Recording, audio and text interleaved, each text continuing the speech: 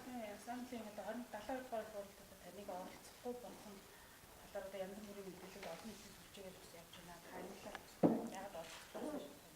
За саяхан одоо энэ ширээн дээр бид нар Монгол улсад 1976 оноос хойш ажиллаж байгаа нэгдсэн үндэсний байгууллагын суурин төлөөлөгч мөн суурин төлөөлөгч нартай өнд нь уулзалтын явцад бид нар юу ярьсан бэ гэхээр ерөнхийдөө ерөнхийлөгчийн институт нэгдсэн үндэсний байгууллага хоёр энэ үйл ажиллагаанд арай өөр шинжилсэн одоо арга барилаар ажиллая гэдэг дээр бол санал нэгдлээ.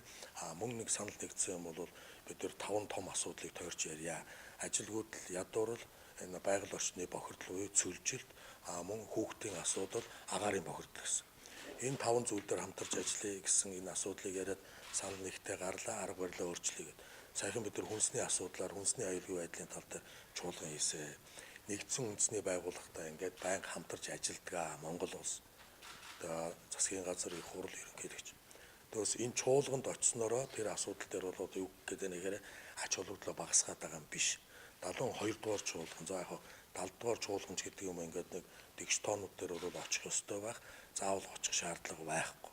Одоо энэ жилийн одоо нэгдсэн үндэсний байгууллагын 72 дугаар чуулган бол хүн төвтэй хөгжил гэсэн ийм ерөнхий сэдвтэй юм байлаа. Тэгэл эргээл сэрийн асуудал, хойд солонгосын асуудал гэдэг юм ийм асуудлыг ярина. Тэр мэдээллүүдийг авч байгаа. Монгол улсыг төлөөлж гадаад яамны одоо сайдын үүрэг гүйцэтгэгч мөн хөргөл оролцоод явж байгаа. Энэ асуудлууд нь оролцож байгаа. За мөн олон орнууд бол оролцоогүй юм байлаа. Франц, Орос, Германч гэдэг юм.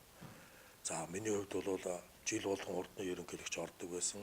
Энэ удаадаа бол Монгол улсад өнөөдөр юу яаж байна гэхээр одоо өвөл ойртлоо. Нэг хоёрдугаарт засгийн газар маань огцорцсон байгаа. Шинэ засгийн газар өнөө маргаашгүй бүр дэх асуудлууд яригдана. Энэ асуудал дээр ерөнхийлөгчийн хувьд ерөнхийлөгчийн институт тамгын газар бол анхаарал тавьж байгаамаа. Ийм учраас бол энэ удаа бол оролцсонгүй зүгээр заавал оролц гэсэн тийм одоо томьёол байхгүй юм байна. За Давосын уулзалт бол 1 сард болно. Энэ дээр бол урилга явуулдаг юм байна. Ерөнхий сайдыг өрнө, ерөнхийлөгчийг өрнө, эсвэл гадаад хэргийн сайдыг ч гэдэг юм. Урилга бол одоогор ирээгүй, нэр нь тодорхойгүй байгаа учраас одоогор шийд гараагүй.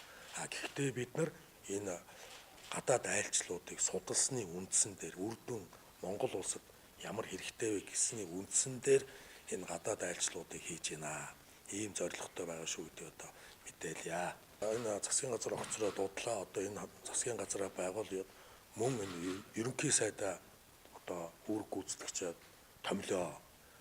Огцорсон ерөнхий сайдлаар үүрэг гүйцэтгэгч хийгээд яваад иж болохгүй гэсэн одоо анхааруулга одоо санааг агуулсан юм бичиг явуулсан. Бушаар бүстэй холбоотой 49 хоногийг бол ерөнхийлөгч болсныхаа дараахан одоо зарлсан. Энэ бол тодорхой хэмжээгээр одоо юу гэдэг юм бэ уурт сэтгэлээр хандж байгаа. Хэрвээ хууль байхгүй байсан учраас тодорхой хөрөнгө мөнгөний тал дээр нуусан бол 49 хоногт оруулаад ирэх юм бол одоо уучлал үсье гэсэн утгатай ийм сануулга юм байна.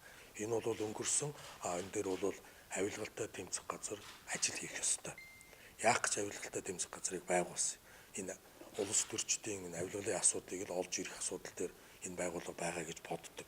Харамсалтай нь энэ байгууллага маань өнөөдрийг хүртэл энэ дээр бол хуруугаа хөдлөхгүй байна. Эрх ашигын сонирхол байна гэсэн ийм дүгнэлт хийж.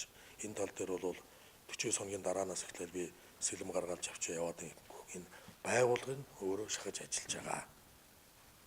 Нүрсний экспорттой асуудал нь Владивостокт хийсэн гэрээний сүйдэлтээр ерөнхийлөгчийн гэрээний сүйдэлтээр одоо эцгийн тал худалдаа авалтаа бууруулж байна гэдэг ийм мэдээлэл бол сүүлийн үед одоо ертөнц олон хэмжээгээр их явж байна. Тэгээд ерөнхийдөө оролцсон ардын хурлын сонгуульд тохиж байгаа. Дээрээс нь Монгол тээвэр нэгдлээс тань бас гомдол гаргасан гэж сонссон. Та энэ дээр за нүүрсний экспорттой холбоотой, тээвэрлэлтэй холбоотой гомдлууд гараад эхэлж байгаа. Энэ гомдолтой холбоотойгоор тайлбарууд их яваад байгаа шиг байна. Би ерөнхийлөгчийн сонгуулийн үеэрч ерөнхийлөгчийн сонгуулийн дараач одоо хөршийнхөө эсрэг ямар нэгэн одоо мэдээллүүдийг бол явуулаагүй. Сонгуулийн үеэр сошиалор бол янз бүр юм ярьсан. Сошиал гэдэг бол арчилсан орны хувьд бол бидний бас нэг цензурдээгүй одоо хааж зогсоогоогүй ийм нэг одоо сэдв. За 1 сар болоод Монголын үндэсний олон нийтийн радио телевизээр ярилцлага өгөх явцдаа монголчууд ийм одоо 80 орчим хувь бүддийн шашинтай бүддийн шашны тэргүүнийг ирүүлэхгүй байх бол бидний дотоод асуудал л гэж хэлсэн. үе үеийн ерөнхийлөгч нар ингэж ярьдаг. Энэ бол үнэн. Бидний дотоод бурхан шашнаа шүтэх асуудал битгий оролцоосаа гэж одоо ярьсан юм аа. Энийг гойвуулж яриад байгаа хэсэг бүл хүмүүс байгаа. За нүүрсний хувьд бол би хэлдэг Монгол орны эдийн засаг хямраад ах эдийн засаг байхгүй. Нүүрсний үнийн одоо өсөлт буулт хоёр дээр л бид нар эдийн засгаа одоо томьёолж ярьдаг юм аа. Тэгэхээр бид нар бодит эдийн засагтай байх хэрэгтэй. Бодит эдийн засаг гэдэг юу вэ гэхээр ажлын байрыг бий болгосон, нэмэн үртэг бий болгосон, нүүрснээс бусад бүтээгдэхүүн экспортлсон улс байх хэрэгтэй юм аа. Нүүрсийг боочхоор эдийн засаг нь унцдаг улс орн байж болохгүй гэдэг бид нар энэ дээр бол харах хэрэгтэй. Энэ нь бол улс төржүүлж байгаа л яриа болол гэж бодож байна. За баярлалаа.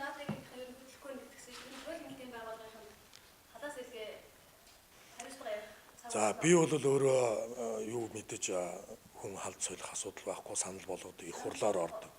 Их хурлаар ордог. Их хурл маань өнөөдөр ямар байдалтай байна? Нэн тэрүүн засгийн газараа байгуулах хэрэгтэй. Давхар дээл бол өнөөдөртөө яг тулгамдсан асуудал ш. Өнөөдөртөө Монгол орныг энэ баян орныг энэ сайхан орныг хурдан босгоод авах тийм сэтгэлтэй хүмүүс хэдэн ч дээлтэй байж болох сэтгэл байл дээлгүүч байсан бол. За баярлалаа.